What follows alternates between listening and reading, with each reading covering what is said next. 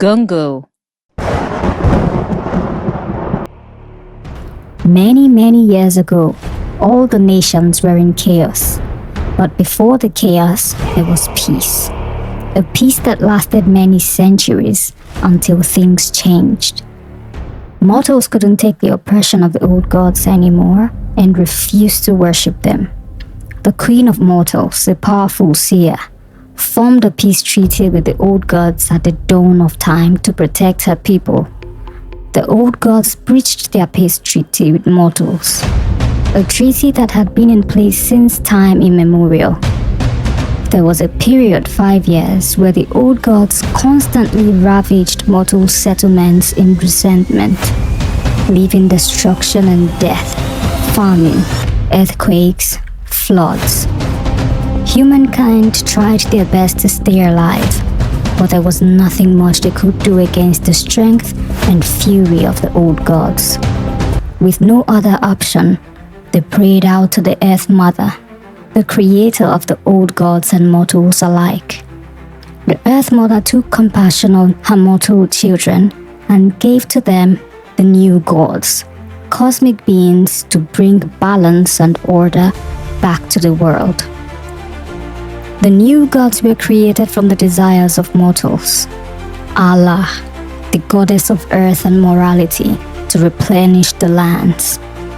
Amadioha, the god of storms and love, to clear the poisoned air.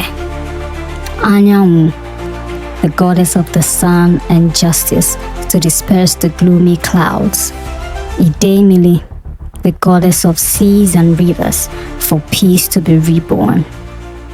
Mother, will you wipe out the old gods? The humans asked, terrified of what could happen to them. The old gods had to go, and they were very desperate. My mortal children, my ways are not yours. They can't be easily comprehended, Earth Mother said in her booming voice. She instructed the Queen of Mortals to select 4 champions to be vessels for the gods. Select your champions and bring them to Mount Ike. There, the journey for the liberation of mortals from the old ones will begin.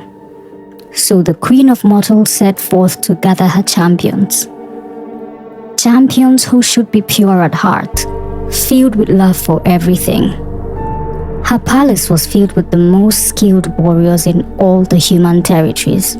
But the queen was wise. She knew the champions would be no warrior. So she sent her consort to the homes of some specific people she saw in her divination.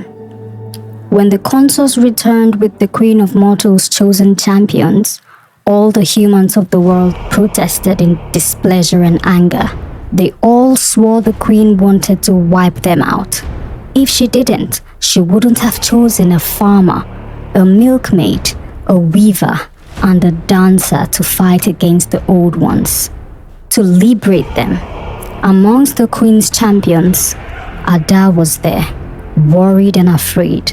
She looked at the other champions, Emeka, Oma, and Anayo, and they all looked worried too. The Queen of Mortals stood up and addressed her people. The Earth Mother said our champions should be people who have a pure heart filled with love for everything. No one here fits that position more than these 4. They feel like they don't stand a chance against the old gods, yet they are willing to sacrifice themselves for our freedom. If there's anyone else here that can do that, step forward, she said. There was a deafening silence that moved across the room.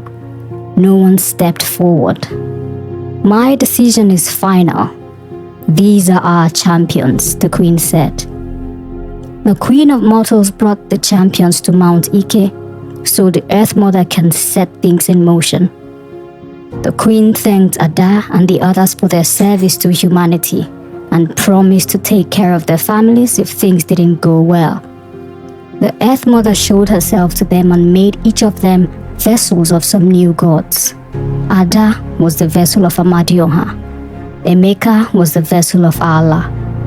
Oma was the vessel of Anyanwu.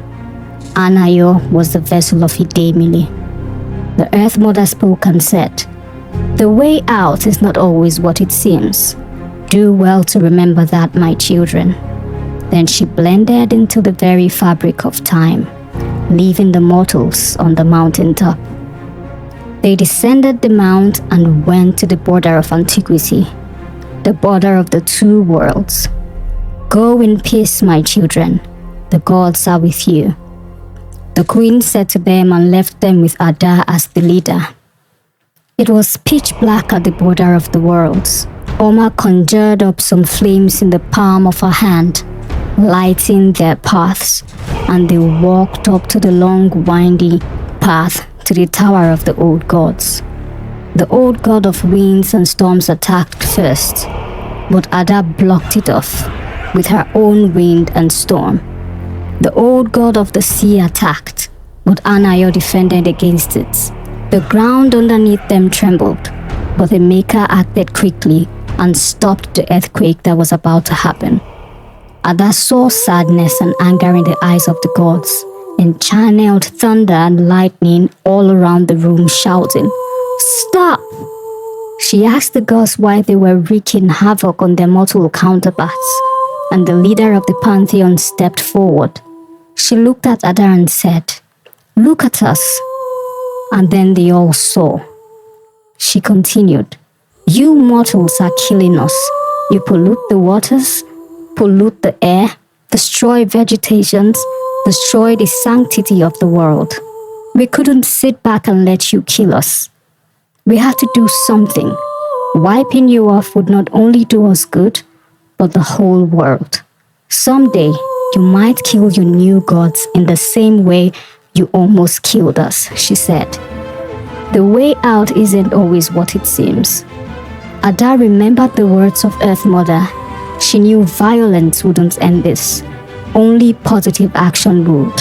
She apologized to the old ones and promised to make humanity change its ways. And another treaty was created. The champions returned, and mortals, the old gods and the new gods, all lived in the world in harmony.